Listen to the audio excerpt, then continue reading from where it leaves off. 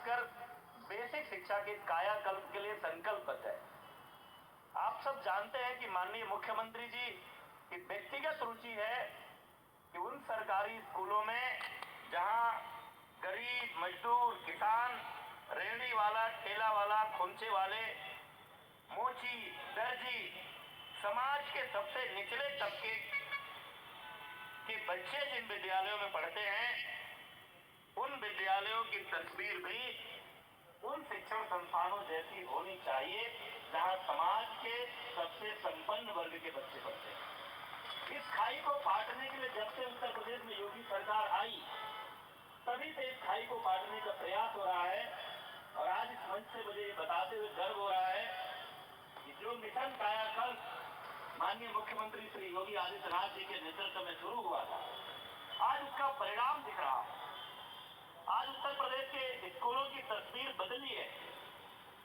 आप 2017 के पहले के बेसिक शिक्षा परिषद के स्कूलों का चित्र अगर आपके सामने हो, छत था तो फर्श नहीं थी, फर्श था तो छत नहीं थी, छत थी तो टपक रही थी, दरवाजे थे तो खिड़कियां नहीं, खिड़की थी तो दरवाजे नहीं, बाउंड्री तो किसी स्कूल में थी ही नहीं, बिजली नहीं, पीने के का शुद्ध पानी नहीं, किचन सेट नहीं, फर्नीचर नहीं, और स्मार्ट क्लास, ऑनलाइन क्लासेस, ये तो शायद 2017 के पहले प्राइमरी और अपर प्राइमरी में पढ़ने वाला कोई बच्चा सपने में भी नहीं देख सकता होगा, क्योंकि उत्तर प्रदेश के लिए ये कल्पना से परे था। हम लोगों ने तो विश्वविद्यालय की शिक्षा प्राप्त कर ली, पीएचडी की उपाधि प्राप्त कर ली, लेकिन कभी स्मार्ट क्लास पर पढ़ने का सौभाग्य नहीं मिला। कोई उत्तर प्रदेश का कोई भी ऐसा स्कूल नहीं दिखाई देता हुआ। बच्चे स्कूलों से निकलते थे, खाकी रंग का मोटा यूनिफॉर्म पहन करके, पैरों में चप्पल पहनकर जाते थे। ऐसे लगता था कि शायद हो सकता है कि इन बच्चों की माँ किसी कैद में हो और वहां से निकलकर ये बच्चे आ रहे। बहुत ही विभत्स तस्वीर वो दिखाई देती थी। पहला काम किया हमारी सरकार ने, बच्चों को 2 जोड़ी अच्छे रंगीन ड्रेस दिए।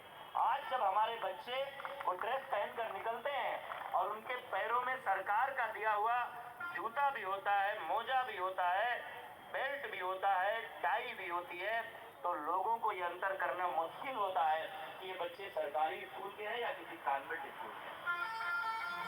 किताबें निःशुल्क दे रहे हैं, बैग निःशुल्क दे रहे हैं, मिड डे मील की व्यवस्था में आमूलचूल परिवर्तन आया है। आज मेनू के अनुसार भोजन बन रहा है और किसी तरह की कोई शिकायत ना हो, इसको देखने के लिए हमने अपने एडीबीसी के नेतृत्व में हर मंडल में परमानेंट फ्लाइंग स्क्वाड की टीम बनाई है, जो स्वतः अखबारों की खबरों को संज्ञान में लेती है, स्वतः निरीक्षण करती रहती है कि कहीं भी बच्चों के पोषण के साथ कोई खिलवाड़ ना।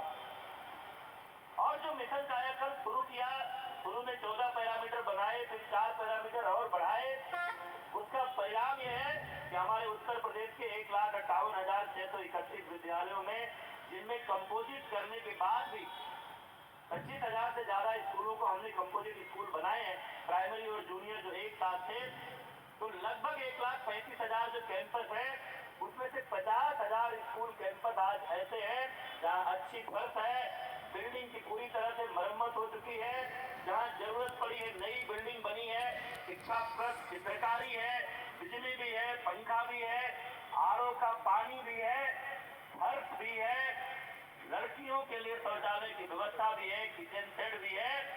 और अभी पिछले दिनों जो हमने 400 करोड़ रुपए की धनराशि अवमुक्त की है, उसके बाद उत्तर प्रदेश का कोई भी जूनियर हाई स्कूल नहीं बचेगा कक्षा 6 से 8 का जहां फर्नीचर ना उपलब्ध हो जाए।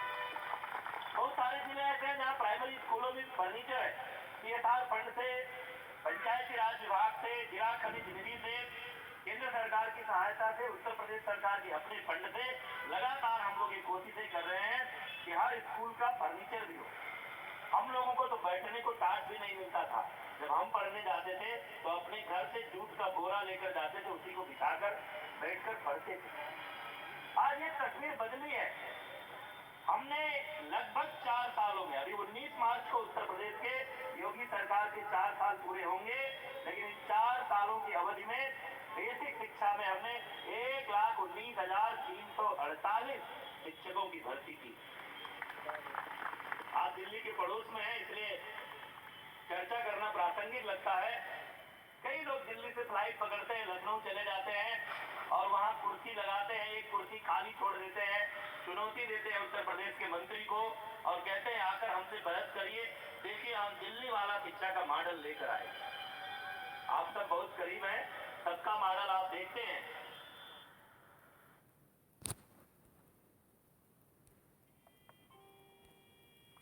विद्यालय दिल्ली में कक्षा 1 से 12 तक के नहीं है। 1000 के आसपास विद्यालय है। हमारा गाजियाबाद ही है, गाजियाबाद और गौतम बुद्ध नगर, इस दोनों मिला दे तो संख्या दिल्ली से ज्यादा है। किसी एक स्कूल में स्विमिंग पूल बना करके और उसका ढिढोरा पीटना, मैं कई बार कहता हूं कि हमको उत्तर प्रदेश के स्कूलों में स्विमिंग पूल की जरूरत नहीं है, क्योंकि उत्तर प्रदेश के सरकारी स्कूलों में गांव गरीब मजदूर का बच्चा पढ़ता है, उसी का बच्चा पढ़ता है जिसको बेसहारा कोरोना के लॉकडाउन के समय में आपने छोड़ दिया था। वह भी जब अपने बच्चों के साथ वापस गया तो वहां पहुंचते उसके बच्चे का इंतजाम भी हमारे बेसिक शिक्षा परिषद के स्कूल में हो सके, वो व्यवस्था भी हमने तुरंत की। और मैं कई बार चुनौती देकर कहता हूं कि पूरी दिल्ली की सरकार ने, आम आदमी पार्टी की सरकार का जो कार्यकाल 6 साल 7 साल का गुजरा है, सभी विभागों में मिलाकर 6 साल में जितनी नौकरी नहीं दी होगी उतना अकेले उत्तर प्रदेश की योगी सरकार ने बेसिक शिक्षा विभाग में दी। हम किसी से तुलना नहीं कर रहे, हम कभी ये भी दावा नहीं करते कि हमने सारी परिस्थितियां ठीक कर दी है, लेकिन हम कोशिश कर रहे हैं। हमको 2017 के पहले का बेसिक शिक्षा विभाग जैसा मिला था और आज जैसा है, जो आदमी 4 साल पहले उत्तर प्रदेश से बाहर गया था, अब वो लौटता है तो वो पहचान नहीं पाता है कि हमारे ही गांव का स्कूल। हमने 5000 से अधिक स्कूलों में स्मार्ट क्लास दिए और इस कोरोना के लॉकडाउन में हमारे शिक्षक अधिकांश यहाँ बैठे हैं। इसलिए मैं आज इस मंच से उनको आभार प्रकट करना चाहता हूं कि जब लॉकडाउन शुरू हुआ था, किसी विद्यालयों ने ऑनलाइन क्लासेस शुरू किए थे, तब किसी को यह कल्पना नहीं थी कि उत्तर प्रदेश के बेसिक शिक्षा परिषद के स्कूलों में भी ऑनलाइन क्लास चलेगी। लेकिन माननीय प्रधानमंत्री जी, माननीय मुख्यमंत्री जी और हमारी एक अपील पर कि हमारे शिक्षक कोशिश करें ऑनलाइन क्लासेस चलाने का, ताकि हमारे बच्चे उस ड्रामा जैसी सिचुएशन से बाहर निकले, कोरोना का भय उनके भीतर से बाहर निकले और उनके पठन पाठन की क्षति की पूर्ति हो सके। हमारे अधिकार किस्से कहानियां खेल कूद के माध्यम से पढ़ाई करें। हर दिन का अंतिम पीरियड उनका खेल का पीरियड होगा, ताकि हमारे प्रधानमंत्री का खेलो इंडिया के माध्यम से भारत को ओलंपिक, कॉमनवेल्थ और एशियन गेम्स के पदक तालिका में सर्वोच्च स्थान पर देखने का सपना पूरा हो सके।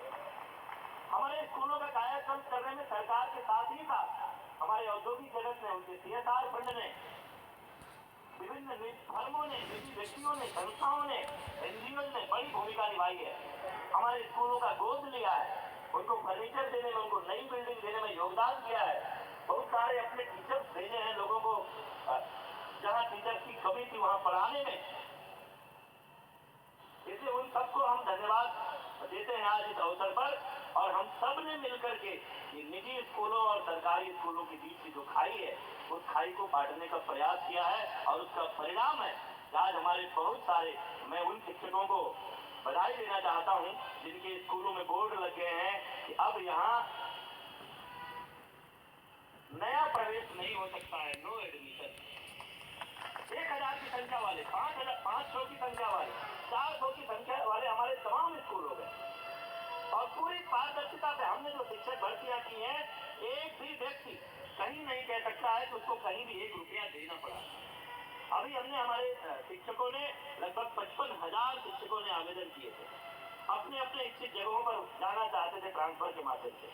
हमने 26,000 लोगों के ट्रांसफर किए हैं, 21,000 ट्रांसफर सिंगल और लगभग 5,000 ट्रांसफर म्यूचुअल। लेकिन एक भी टीचर खोजने से नहीं मिलेगा आपको जो कहे कि उसके लिए उसको किसी की सिफारिश करनी पड़ी या किसी को कोई पैसा देना पड़ा। कभी कभी कोई शरारत कर देता है, किसी अखबार में कोई छोटी सी खबर छप जाती है, विधायकों, सांसदों, मंत्रियों की सिफारिश पर होंगे ट्रांसफर। हमारे माननीय मंत्रीगण, सांसदगण और विधायकों को परेशानी हो जाती है, तमाम सारे लोग पहुंच जाते हैं, लेकिन जब इनका संदेश मेरे पास पहुंचता है तो मैं इनसे विनम्रता से हाथ जोड़ कर कह लेता हूं, माननीय मंत्री जी, माननीय सांसद जी, माननीय विधायक जी, हर वो शिक्षक जिसकी सिफारिश करने वाला कोई नहीं है, उसका भी ट्रांसफर उसी पारदर्शी और उसी ऑनलाइन ट्रांसपेरेंट व्यवस्था के तहत होगा। अब उत्तर प्रदेश में ऐसे किसी काम के लिए किसी की सिफारिश की आवश्यकता नहीं है, किसी को एक भी रुपया कम खर्च करने की आवश्यकता नहीं है। जिस प्रदेश में 2017 से पहले ट्रांसफर, पोस्टिंग और नकल एक इंडस्ट्री हुआ करती थी, आज योगी सरकार में पूरी पारदर्शिता और पूरी ईमानदारी के साथ काम हो रहा है। हम हर दिशा में प्रयास कर रहे हैं, हमारे छात्र छात्राओं को अच्छी सुविधा मिले। लॉकडाउन में स्कूल बंद थे, मैं आदरणीय जनरल साहब को वैसे उनको जानकारी होगी, लेकिन मैं सूचना देना चाहता हूं, जब स्कूल बंद थे तो हर बच्चे का 2 जोड़ी ड्रेस, उसका जूता, उसका मोजा, उसकी किताब और जितने दिन खाना नहीं बना मिड डे मील का लॉकडाउन के कारण, उतने दिन का प्रतिदिन पर बच्चे के हिसाब से अनाज और उसके कन्वर्जन कास्ट का पैसा हम उस बच्चे के घर भेज चुके हैं।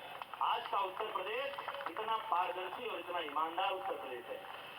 इसलिए आज के अवसर पर यह आह्वान करते हुए कि हमारे सभी शिक्षक जिस तरह का परिश्रम कर रहे हैं, जिस तरह से आज उन्होंने निजी और सरकारी स्कूलों की खाई पाटी है, आज बड़ी संख्या में नामांकन बढ़ा है। बहुत सारे निजी स्कूलों से निकलकर लोग अपने छात्रों को, अपने बेटियों को, अपने बेटों को हमारे सरकारी स्कूलों में भेजना शुरू किए हैं। हमने स्टूडेंट असेसमेंट टेस्ट शुरू किया है। हमने दीक्षा पोर्टल के माध्यम से बच्चों का जो किताबें हैं, उनका जो पाठ्यक्रम है, उनको वीडियो में उपलब्ध कराएं। आज हमारा एक एक क्लास का एक एक चैप्टर आप किसी स्मार्टफोन से हमारे बच्चे की किताब के चैप्टर के पहले पेज पर QR कोड को स्कैन करिए और गिलहरी की पूरी कहानी वीडियो में अपने बच्चे को दिखा दीजिए। ये व्यवस्था उत्तर प्रदेश के स्कूलों में हुई है। हमने एलुमनाई एसोसिएशन का भी गठन किया है ताकि हमारे स्कूलों से पढ़कर जो निकले हुए लोग हैं, नेता है, व्यापारी है, अधिकारी है, वो लौटे अपने उस स्कूल को देखें। जीवन का पहला स्कूल कभी कोई भूलता नहीं है, वो देखें और उसकी व्यवस्था सुधारने में भी हमारा योगदान करें। बहुत सारे ऐसे नवाचार My way to a facial like glow. Uttar Pradesh की जनता, हमारे शिक्षक, हमारे सभी शिक्षक संगठन और हमारे मीडिया के लोग, हमारे व्यापारी, हमारे राजनीतिक लोग, तमाम सारे पार्टी के पदाधिकारियों ने स्कूलों को गोद में रखा है, उसको सजाने संवारने में अपना सहयोग कर रहे हैं। आप सभी के सहयोग से उत्तर प्रदेश की बेसिक शिक्षा व्यवस्था का जो कायाकल्प हो रहा है, उस कायाकल्प के प्रति बेसिक शिक्षा मंत्री होने के नाते आप सभी के प्रति आभार प्रकट करते हुए और जनरल साहब के क्षेत्र में गाजियाबाद की धरती पर आप सबने जो स्वागत किया है, अभिनंदन किया है, उसके प्रति हृदय से आभार।